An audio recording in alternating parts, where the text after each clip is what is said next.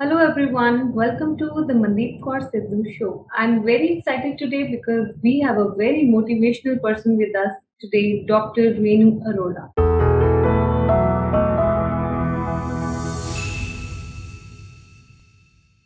Doctor Renu Arora पेशे से CA हैं। वो एक मोटिवेशनल स्पीकर हैं, राइटर हैं और सोशल वर्कर हैं। वो बहुत कुछ है मैं कहूँगी। तो she continuously councils lot of kids in terms of studies कि वो अपनी स्टडी में बेस्ट दे सके, अपनी जिंदगी में बेस्ट कर सके। उनकी खुद की बेटी का भी एम्स ऑल इंडिया रैंक 3 आया है। She is a single parent. अपने हस्बैंड की डेथ होने के बाद उन्होंने अपने बच्चों को खुद जो है बहुत ही अच्छे तरीके से पाला है। एंड जैसे मैंने बताया है कि उनकी बेटी का ऑल इंडिया रैंक 3 आया था एम्स में। So today we are so blessed, we feel so privileged to have her on the show, ताकि बहुत सारे पेरेंट्स, बहुत सारे बच्चे जो हैं उनसे मोटिवेट हो सके and we can learn a lot of things from her today. She also has a record of 75 motivational videos she recorded during this pandemic. She also got award for this. So Dr. Renu Arora, welcome to the show.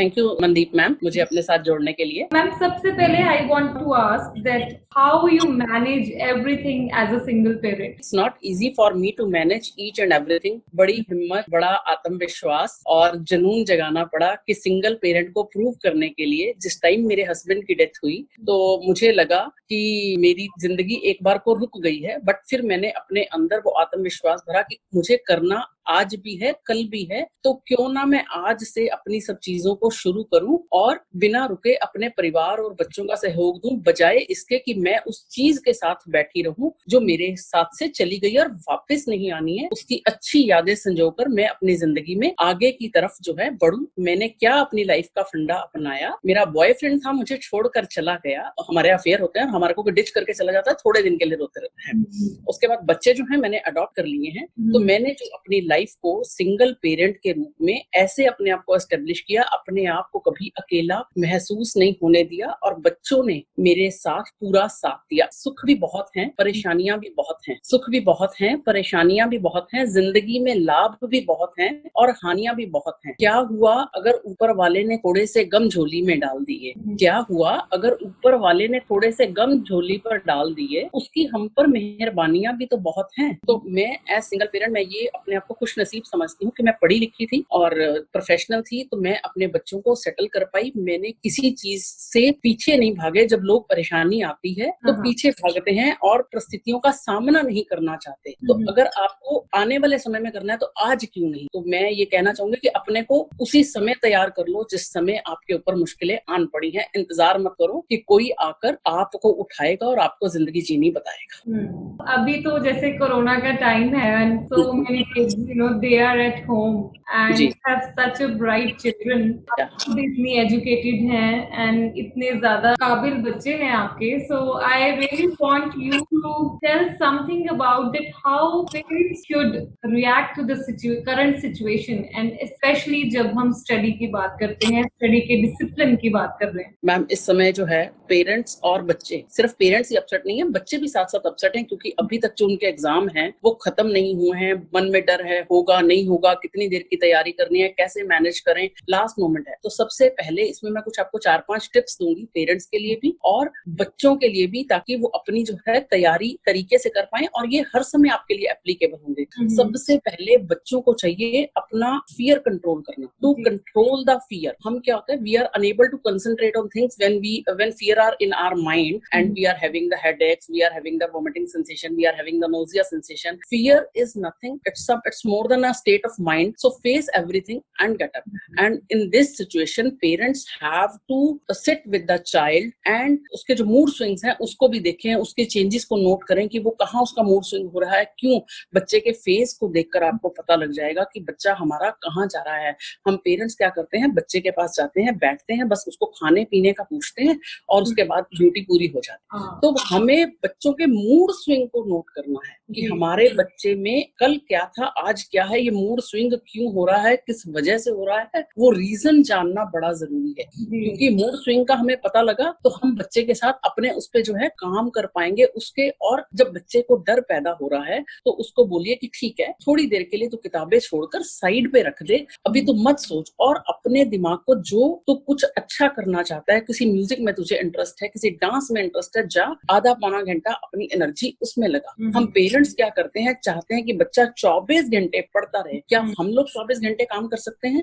या हम output ही नहीं आएगी। हाँ, थोड़ी देर ही बच्चा free हो ना तो पेरेंट्स उसको सुना देते हैं कि तुम पढ़ लो, राइट? तो कहीं ना कहीं डिसिप्लिन की मुझे लगता है कि you have to give some tips regarding the discipline parents and या पेरेंट्स और बच्चों को मिल के काम करना है। और बच्चों के ऊपर जो है अननेसेसरी का बर्डन नहीं थोपना। सबसे बड़ी बात जो पेरेंट्स कंपैरिजन करते हैं कि वो बच्चा कितना अच्छा कर रहा है, अपने बच्चों का कंपैरिजन कभी भी किसी से मत करिए, क्योंकि आप भी यूनिक हैं, आपके बच्चे भी यूनिक हैं। जिस दिन आप ये समझ लेंगे, आप भी प्रोग्रेस करेंगे, आपके बच्चे भी प्रोग्रेस करेंगे। अभी जैसे बहुत सारे पेरेंट्स और बच्चे जो है इकट्ठे, क्योंकि बहुत सारे पेरेंट्स ने जॉब भी लूज कर दी है और बड़ी परेशानियां आ गई, तो इकट्ठे घर पे ही है, लॉकडाउन हुए पड़े हैं, तो जी जी। उनके लिए आप 2-3 टिप्स बताएंगे कैसे मैनेज करें अपना डे टू डे, जो बिकॉज अभी सारी रूटीन चेंज हो गई हुई है बच्चों की रूटीन जो है मैम चेंज हो गई है। उसमें जैसे अभी मेरे घर में बच्चे क्या कर रहे हैं कि वो दिन में नहीं पढ़ते हैं, वो दिन में सोते हैं। रीजन में जब दिन में वो बच्चे जागते हैं तो उनका बाहर जाने का मन करता है और बड़ी सारी एक्टिविटीज में इन्वॉल्व होने का मन करता है, तो उन्होंने अपना सिस्टम चेंज किया। वो लोग रात को पढ़ते हैं, क्योंकि रात को ना तो किसी के फोन की डिस्टर्बेंस है, ना कोई टीवी की डिस्टर्बेंस है, ना घर में कोई बातचीत की डिस्टर्बेंस है, तो वो लोग रात को पढ़ते हैं। रात को बीइंग पेरेंट्स हम लोग 2 या 3 बार उठकर देख लेते हैं कि उन्हें कुछ चाहिए तो नहीं है, और वो पढ़ ही रहे हैं। तो मेरे हिसाब से थोड़ा सा इस समय शेड्यूल जो है वो चेंज करना चाहिए। और पेरेंट्स को सबसे बड़ी बात, बच्चों के ऊपर फेथ होना बड़ा जरूरी है। जब पेरेंट्स फेथ नहीं रखते तो बच्चे कहीं ना कहीं शेकन अप होते हैं। ठीक है। और सबसे जो बात है कि अगर बच्चा कहीं कॉन्फिडेंस लूज कर रहा है तो उसको धक्का मत मारिए, उसके साथ बात करिए, उसके कॉन्फिडेंस को वेकअप करिए कि नहीं, यू कैन डू। हम जब बच्चों से बात करते हैं तो हम हमेशा जब बात करते हैं तो ना कह के बात करते हैं। बच्चों से क्या, हम अपनी जिंदगी में कोई भी सोचते हैं नहीं नहीं ये नहीं हो सकता, हम शब्द ही ना यूज करते हैं। अपने बच्चों को दुआएं देना सीखें। Yes you can do. हम जब दुआएं देनी नहीं सीखते, आप कैसे मोटिवेट करती है? मैं कभी अपने बच्चों को ये नहीं कहती कि आप ये नहीं कर सकते। मैं उनमें कहती हूँ कि तुम्हारे में बहुत पावर है, you can achieve anything whatever you think. Whatever you think, yes. तो वो जब आप सोच अच्छी रखोगे, आपके विचार अच्छे होंगे, तो पूरा यूनिवर्स आपकी सब चीजों को पूरे करने में लग जाएगा। पर वो यूनिवर्स तब लगेगा जब आपकी सोच अच्छी होगी। आपके माँ बाप कभी आपको ये नहीं कहेंगे कि आप ये नहीं कर सकते, वो दूसरा बच्चा कर रहा है, तेरे में कैपेबिलिटी नहीं है। वो हर जगह तो हम क्वेश्चन मार्क लगा देते हैं, तो वो क्वेश्चन मार्क को यूनिवर्स कैसे पूरा करेगा? हो सकता है कुछ पेरेंट्स मेरी इस बात सहमत ना हो, क्योंकि कई लोग इन चीजों को नहीं मानते, but I believe in this system. और मैंने खुद भी इन सब चीजों से बहुत कुछ पाया है। और कॉन्फिडेंस जो है वो शेक होना शुरू होता है, तो हमें बच्चे को ये बोलना है कि जब तेरा कॉन्फिडेंस शेक होना शुरू करे, बहुत ऊंचे से चिल्लाना है, यस आई कैन डू। तो जो हमारे मन के जो नेगेटिव थॉट्स हैं वो बाहर हो जाएंगे। हम बच्चे को चिल्लाने से नहीं रोकना, उसकी एनर्जी अगर उसमें भर गई है तो उसको बाहर लाना है, कम आउट करना है। और एक बात का और ध्यान रखना है, बच्चे को खेलने जरूर भेजना है, कोई फिजिकल एक्टिविटी जरूर करानी है। हम पेरेंट्स जब बच्चों से बात करते हैं तो हम उन्हें सिर्फ पढ़ाई का प्रेशर देते हैं, कभी उन्हें फिजिकल एक्टिविटी के लिए बाहर जाने के लिए नहीं बोलते। 1 घंटा टीवी देख लिया वो ठीक है, बट फिजिकल एक्टिविटी के लिए जरूर कहिए। और चाहें तो आप उनके साथ बैडमिंटन खेलिए, आप खेल सकते हैं। बीइंग लेडीज कोई ऐसा फर्क नहीं है, फादर चाहे तो क्रिकेट खेल सकते हैं।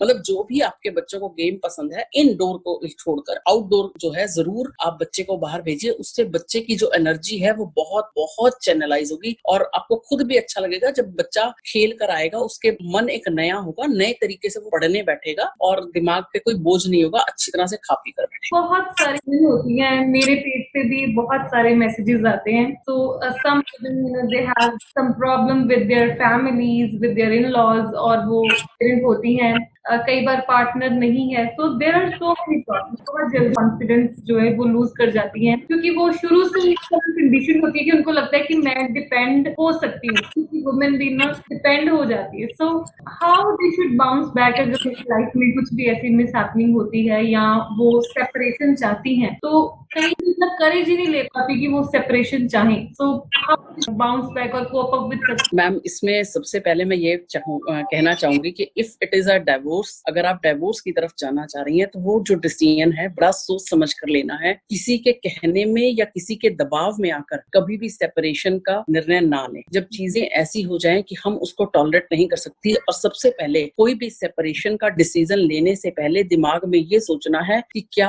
अगर मुझे जो दूसरा मिलेगा इससे अच्छा मिलेगा या इससे बुरा मिलेगा, इस बात की क्या गारंटी है। और चीजों को एनालाइज करना है कि हम इस व्यक्ति को सुधार सकते हैं या हम कहीं बहुत ज्यादा एक्सपेक्टेशन तो नहीं कर रहे। कई बार क्या होता है, हम रिश्तों में स्पेस नहीं देते। जब हम रिश्तों में स्पेस नहीं देते तो जिंदगी में प्रॉब्लम आती ही आती है। रिश्तों में स्पेस देना सीखिए, चाहे वो आपके बच्चे हैं, चाहे आपके सास ससुर हैं, चाहे आपके माता पिता हैं, और चाहे वो आपका पति है। जिंदगी जीने का हक तो सभी का है। क्या शादी के बाद सबकी इच्छाएं मर जाती हैं? अब लड़ाई होती है कि भैया आपने दूसरी लड़की की तरफ कैसे देख लिया। तो क्या कुछ अच्छी चीज को देखकर उसकी तारीफ करना बुरा है? और अगर यही औरत किसी को देख ले और वो किसी के लिए कह दे कि ये हैंडसम है, तो घर में तूफान खड़ा हो जाता है। क्योंकि हमारी जो इंडियन सोसाइटी है उसकी मेंटेलिटी ऐसी है, हम लेडीज को ग्रो ऐसे किया गया है, और सबसे बड़ी दुश्मन इसमें हम औरत ही औरत की दुश्मन है। तो आप देखना, जब डिवोर्स के केसेस का अगर आप कहीं पर भी जाकर आप देखोगे तो रीजन जो है वो कुछ भी नहीं निकलेगा, सिर्फ और सिर्फ एक गुस्सा और एक अहंकार। तो इन दो चीजों पर ना लोग कभी काम करते हैं ना करने को तैयार होते हैं। चलिए अब मैं आपकी बात पे आती हूँ कि अगर सेपरेशन हो ही गया तो हमें जिंदगी कैसे जीनी चाहिए। पहली बात, मैंने फिर वही बात कह रही हूँ कि आप ये सोच लीजिए, आपका बॉयफ्रेंड था, डिच करके चला गया, बच्चे आपने अडॉप्ट कर लिए, और जिंदगी को आपने अपने तरीके से चलाना है। और जब आप एक माँ हैं तो आप दुर्गा भी हैं, चंडी भी हैं, काली भी हैं, सरस्वती भी हैं, आप कुछ भी कर सकते हैं। आपको अपने अंदर ये जुनून जगाना पड़ेगा कि अब आपको जिंदगी आपके अपने बच्चों के लिए जीनी है, और उनके साथ साथ अपने भी अरमान नहीं मारने। हमें जिंदगी एक बार मिली है तो अपने अरमान और इच्छाएं नहीं मारनी, उसके लिए हमें दुनिया की परवाह नहीं करनी। क्योंकि जब हम ये सोच लेते हैं लोग क्या कहेंगे, लोग तो बहुत कुछ कहेंगे। अगर आप तैयार होकर निकलेंगे, लोग तब भी नहीं छोड़ेंगे, भैया इसका पति नहीं है और ये तैयार होकर निकल रही है। नहीं तैयार होकर निकलोगे तो इसके सास ससुर नहीं पहनने देते। कहीं ना कहीं ये भी जरूरी है कि एम्पावर्ड होना बड़ा जरूरी है। Education is must. आपके हाथ में अगर हुनर है तो आप दुनिया की किसी भी ताकत से लड़ने की सामर्थ्य रखते हैं। और आप नहीं पढ़े तो कोई उम्र नहीं बीत गई, क्योंकि सीखने की कोई उम्र नहीं है। आजकल गवर्नमेंट ने बड़े सारे कोर्सेज शुरू किए, और कुछ नहीं, मैं कहती हूँ नहीं लेडी पढ़ी लिखी, आप ब्यूटी पार्लर का कोर्स करिए, आप सिलाई का कोर्स करिए, बहुत कुछ है, दुनिया बहुत बड़ी है। कहीं ना कहीं बहुत बार ऐसा होता है कि वुमेन जो है वो एक न शिकंजे में फंस जाती हैं, क्योंकि वो पैसे के लिए डिपेंड होती है, राइट। सो कहीं ना कहीं चाहती हूँ कि आप वुमेन को motivate, they should come forward to work. How much it is important for them to do a job, to start something, so that वो depend ना हो लोगों पे। मैम, इसके लिए मैं पेरेंट्स को आग्रह करना चाहूंगी कि अपनी लड़कियों को इतना शिक्षित करें, वो शादी के बाद नौकरी करें या ना करें कोई फर्क नहीं पड़ता, बट अगर उनके पास कोई ऐसी समस्या आ जाए तो वो अपनी जिंदगी अकेले हैंडल कर सके, वो अपने पेरेंट्स के घर या अपने ससुराल वालों पे डिपेंडेंट ना हो। पढ़ाई से भी ज्यादा जरूरी उसके पास कोई हाथ का हुनर होना चाहिए। हाथ का हुनर मतलब कंप्यूटर की स्किलिंग बहुत जरूरी हो, उसको पार्लर का कोर्स आता हो, उसको सिलाई का कोर्स आता हो,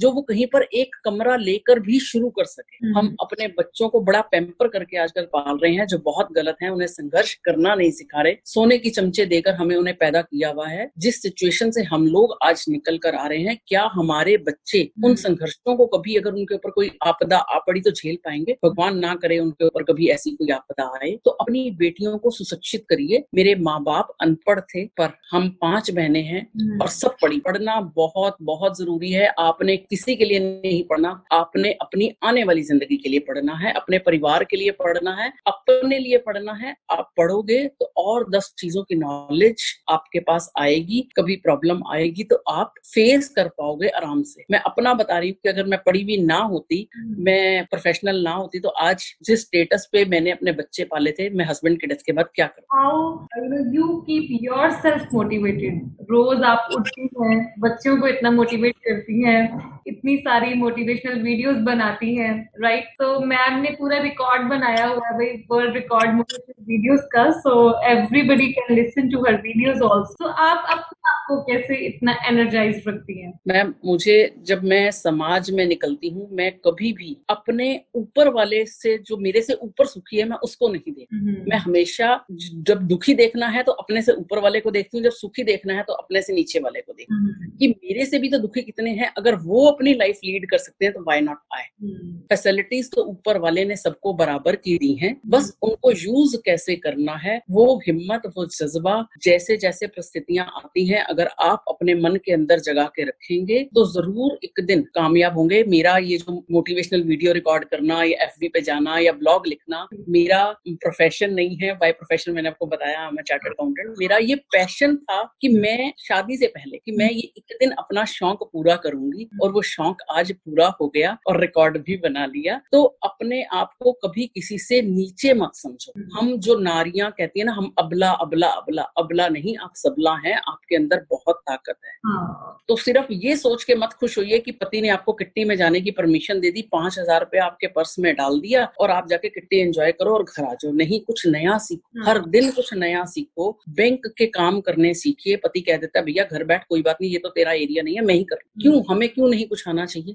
तो हमें शुरू से, जब औरतें जो नौकरी नहीं करती उनको हैंडीकैप्ड बना दिया जाता है। तो हमें, अगर हम किचन मैनेज कर सकती हैं, घर मैनेज कर सकती हैं, तो देश और दुनिया का कौन सा हिस्सा ऐसा है जो औरतें मैनेज नहीं कर सकती? तो औरतों उठो, हैंडीकैप्ड मत बनो। तो बहुत संघर्ष है आपकी पूरी लाइफ में, जब झांकता है कोई तो मैं खुद बहुत मोटिवेटेड होती हूँ, और फिर भी हमेशा स्माइल करते रहना और एनर्जाइज रहना, आपको इतना एक्सपीरियंस हो गया है। तो आपको क्या लगता है कि कौन कौन सी चीजें हैं जो अभी भी वुमेन के लिए सही नहीं है सोसाइटी में, और लोगों को सोच बदलने की जरूरत है? मैम, सबसे पहले जो सिंगल लेडी है, अगर उसको ये डिसीजन लेना पड़ गया, चलो मेरे साथ तो जो हुआ वो ऊपर वाले की मर्जी थी, पर जब एक लेडी डिसीजन लेती है कि मुझे ये डिवोर्स लेना है, तो उसके माता पिता, उसका जो साथ वाले लोग हैं, वो उसको बड़ी ही गलत नजर से देखते हैं। वो ये नहीं देखते उसके क्या हालात थे, किन हालातों में उसने ये डिसीजन लिया होगा, क्या उसके लिए ये डिसीजन लेना आसान होगा। पर हमारे जो लोग कहते हैं नहीं नहीं, तू वहीं रह के एडजस्ट करना सीखो। पर जब जरूरत से ज्यादा कोई दबाना शुरू करे तो अपनी आवाज भी उठाना सीखो। मैं नहीं कहती आप घर में लड़ाई झगड़ा करो, पर कम से कम गलत को गलत कहना तो सीखो। अपने लिए जिंदगी जीना तो सीखो। कब वक्त आएगा? नहीं आएगा वो वक्त, कोई आपको नहीं बताने आएगा आपने जिंदगी कैसे जीनी है, कोई नहीं आपको जिंदगी जीने देगा जब तक आप अपने मन के अंदर इच्छा पैदा नहीं करेंगे, आपके अंदर जुनून नहीं होगा। कोई आपको नहीं बताएगा। वो कहते हैं ठीक है यार, घर बैठी है, इसको घर ही बैठे रहने दो, कुछ मांगती तो है नहीं। बिना मांगे तो माँ भी कहाँ दूध देती है। बिल्कुल। सो और सोसाइटी में आपको क्या लगता है कि वुमेन के लिए क्या सोच में बदलाव चाहिए जब वो वुमेन को देखते हैं? मैं विमेन को जब देखती हूँ, मैं एजुकेटेड एरिया की बात नहीं करूंगी, मैं रूरल एरिया की यहाँ पे बात करूंगी। हालांकि टॉर्चर दोनों जगह होता है। एजुकेटेड फैमिली में जो टॉर्चर होता है वो मेंटल टॉर्चर होता है। जो हमारी अनएजुकेटेड फैमिली में टॉर्चर होता है वो फिजिकल टॉर्चर। फिजिकल टॉर्चर को सबसे पहले दिन वहां पे रोक दीजिए। अपने हस्बैंड ने अगर कभी हाथ उठाया तो उसका हाथ वहीं पकड़ लीजिए, बहुत बहुत जरूरी है। और दूसरा, ये जो सामाजिक कुरीतियां जो सिर्फ लेडीज के लिए बनाई गई कि सिर्फ सुहाग चिन्ह पहनती हैं तो पता लगता है वो ब्याही हुई है, क्या मर्दों के लिए भी ऐसे कोई सुहाग चिन्ह बनने चाहिए कि अगर वो विडो हो गई तो पूरी दुनिया को पता लगता है कि भैया ये विडो हो गई है, इसको ये सुहाग चिन्ह पहनने का अधिकार नहीं है? क्यों? उसके क्या सारे अधिकार अपने पति के साथ चिता पे चढ़ने के साथ उसके भी वो सारा कुछ चिता पे चढ़ जाता है? ये जो है चीजें किसने बनाई है और क्यों बनाई है? और इसमें सबसे पहले हम औरतें दोषी हैं। हम औरतें ही नहीं चाहती कि कोई जो लेडी है जिसका हस्बैंड चला गया वो तैयार होकर घूमे, हम उसको ऊपर से नीचे तक ऐसे देखते हैं जैसे पता नहीं वो क्या करके आ गई। तो जीने का हक तो सभी को है। और उसके बाद सेपरेटेड लेडीज के लिए साथ भी यही ट्रीटमेंट होता है, उनको अच्छी नजर से नहीं देखा जाता। तो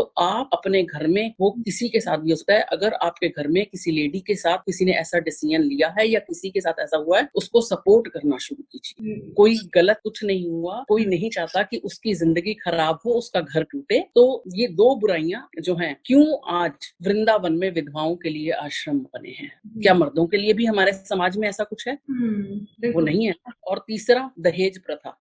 हमने लड़की पढ़ा दी, आपको नौकरी करती हुई लड़की दे दी, आप अपना बेटा हमारे घर भेज के देखिए, हम अपने जिगर का टिकड़ा निकाल कर आपके घर भेज रहे हैं, उसके बाद आप दहेज की मांग कर रहे हैं। सबसे पहले एजुकेशन बहुत जरूरी लड़कियों की, उसके बाद ये जो विडोज के लिए अलग से आश्रम है, ये नहीं होने चाहिए। ये प्रथा इंडिया में जहां पर भी लागू है, इसको स्ट्रिक्टली बैन किया जाना चाहिए। तीसरा, जो सेपरेटेड लेडीज हैं उनके साथ समाज में कुछ गलत नहीं होना चाहिए। और चौथा, कोई भी स्किलिंग लड़कियों के हाथ में जरूर होनी चाहिए। ये इंश्योर होना चाहिए कि हर लड़की के पास कोई ना कोई ऐसी स्किलिंग है कि कल को कोई दिक्कत आए तो वो अपनी जिंदगी को खुद जी पाए। जब भी सपोज दो पार्टनर्स में कोई जैसे कि लाइफ लॉस हो जाता है, आपके जैसे सिंगल पेरेंट हैं, सिंगल लेडी हैं, या किसी की वाइफ को कोई प्रॉब्लम हो जाती है, राइट, तो एक बहुत अलग तरीके का फाइनेंशियल प्रेशर आ जाता है बंदे के ऊपर, राइट। तो how the husband wife should look into it. हम हमेशा यही मान के चलते हैं, जो कि सच्चाई है, ऐसे लगता है। मैं खुद की भी बात करूं, हम हमेशा यही मान के चलते हैं कि हमारी उम्र बहुत लंबी। तो here I want you should educate the audience कि अगर एक भी पार्टनर को कुछ हो जाता है तो how much they should be prepared for that। Ma'am, positive होना जिंदगी में बहुत अच्छी बात है। सभी लोग यही सोचकर चलते हैं कि उम्र बड़ी लंबी है, पर हमें आने वाले कल का नहीं पता, उसके लिए हमें हमेशा तैयारी रखनी चाहिए। और हस्बैंड वाइफ, मैं कहती हूँ कई बार घरों में सिस्टम ऐसा होता है कि नहीं चाहते हस्बैंड कि हमारी वाइफ को कुछ पता लगे। आप एक फाइल बनाइए जिसमें जहां जहां आपने जो जो इन्वेस्टमेंट करी है, चाहे वो आइदर पीपीएफ में करी है, चाहे वो बैंक में करी है, चाहे डीमैट में करी है, चाहे इंश्योरेंस पॉलिसीज में करी है, या कई बार हम कच्चे में किसी को पैसे उधार दे देते हैं और वाइफ को नहीं पता होता। और डेथ के बाद लोग जो है, मैंने बड़े ऐसे केसेस देखे हैं जिसमें डेथ के बाद लोग मुकर जाते हैं कि भैया हमें तो कोई पैसे दिए ही नहीं थे। तो उन सब चीजों की एक जो फाइल है वो बनकर, चाहे औरत ने कहीं इन्वेस्टमेंट करी है और चाहे हस्बैंड ने कहीं इन्वेस्टमेंट करी है, वो एक कॉमन ऐसा प्लेस होना चाहिए, एक कॉमन लॉकर आप लोग बना लीजिए, उसमें सब चीजें नोट करके, इंक्लूडिंग यूजर आईडी, पासवर्ड आपके मेल के भी होने चाहिए। और जब भी वो ऑपरेट होना हो, जो लॉकर ऑपरेट होना, वो ज्वाइंटली हो। क्योंकि अगर आपके पास, आप कई बार फेथ नहीं होता, मैं ये नहीं कहती कि आपको सब कुछ बताना है, तो मैं उसका भी सोल्यूशन साथ में दे रही हूँ। क्योंकि लोग क्वेश्चन करेंगे कि भैया सब कुछ कैसे वाइफ को दे दे, अगर वाइफ ही गलत निकल गई, वही हमारा सब कुछ लेकर चली गई, और कई बार हस्बैंड भी गलत होते हैं, तो दोनों ही चीजें रहती है। तो उस केस में आप एक फाइल में सब चीजें नोट करके ज्वाइंट लॉकर खुलवाइए। उस ज्वाइंट लॉकर में आप वो अपनी फाइल्स, रजिस्ट्रियां जो भी है, सब कुछ वहां रखिए, ताकि दोनों में से किसी का भी कुछ सेपरेट लॉस होता है, कुछ लाइफ लॉस होता है, कम से कम पीछे वाला व्यक्ति उन सब चीजों को संभाल सके।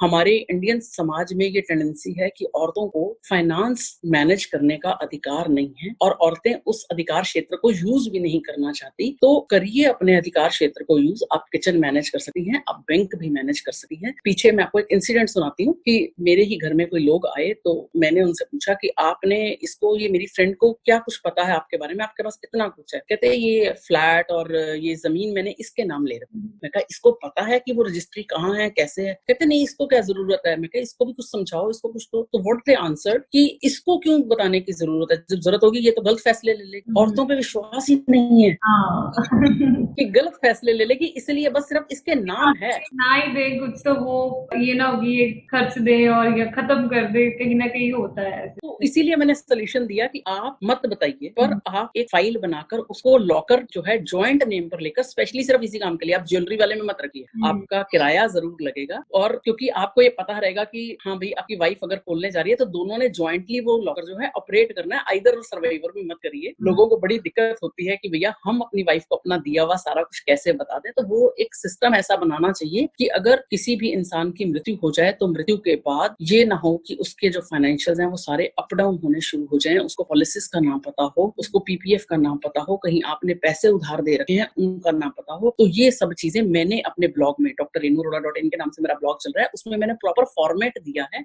वहां जाकर भी आप देख सकते हैं, मैंने यूट्यूब पे भी वीडियोस दी हैं कि अब लॉकडाउन के बाद जैसे फाइनेंसेस में बड़ी दिक्कत आने वाली है, आप कैसे मैनेज कर सकते हैं। तो वो सब चीजें मैंने वहां पे दी हैं। How kids can manage their time, how they can make their timetable, and I am very much worried about the study. कहीं ना कहीं मुझे लगता है कि आप बहुत ही अच्छा करके जा सकती हैं। तो सम वेरी गुड टिप्स, किस तरह वो अपनी पढ़ाई को मैनेज करें कि उनका लॉस ना हो, बिकॉज बहुत सारे बच्चे हैं जो टीचर्स से प्रॉपर नहीं पढ़ पाएंगे इस टाइम पे। मैम एक ऑनलाइन वाली फैसिलिटी तो हमारी चल ही रही है, पर उस ऑनलाइन फैसिलिटी का एक नुकसान भी है कि बच्चे कहीं ना कहीं इंटरनेट से इंडल्ज होते चले जा रहे हैं और माँ बाप हर समय उनके साथ नहीं बैठ सकते, तो वो टाइम का मिस यूज भी कर रहे हैं। अभी पीछे मैं एक बच्चे की काउंसलिंग कर रही थी, तो उसके पेरेंट्स इस बात से परेशान थे कि ये ऑनलाइन स्टडी करते करते यूट्यूब पे गेमिंग बनाने में बहुत ज्यादा इन्वॉल्व हो गया है।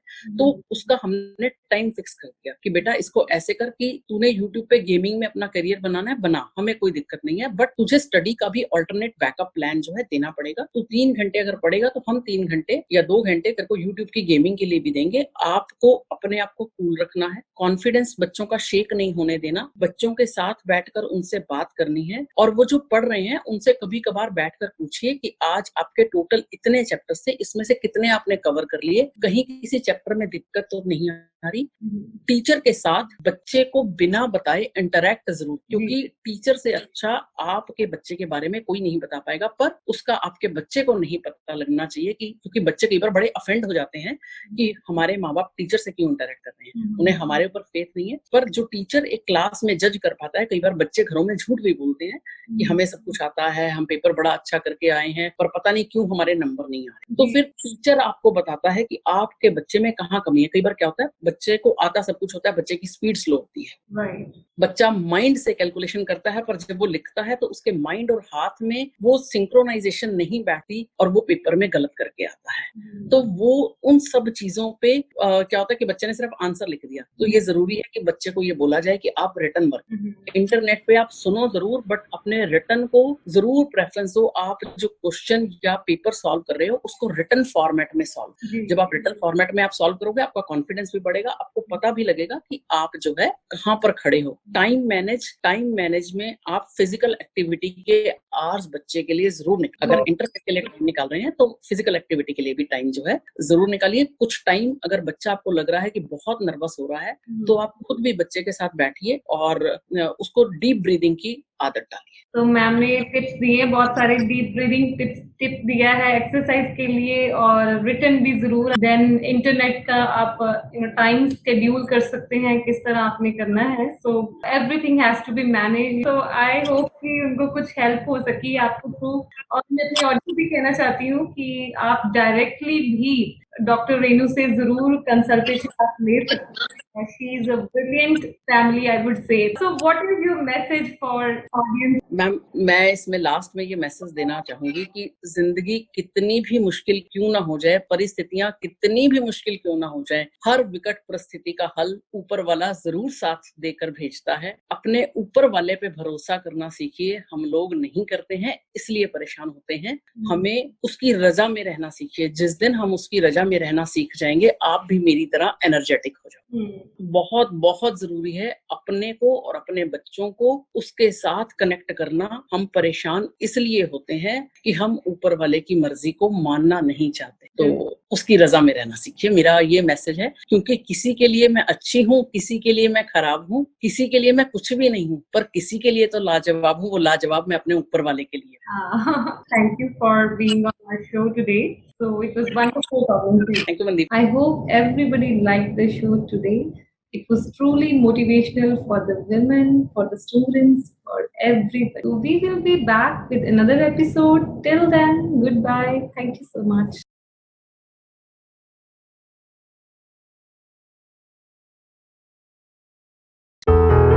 Please subscribe to our YouTube channel and press the bell icon for the latest updates.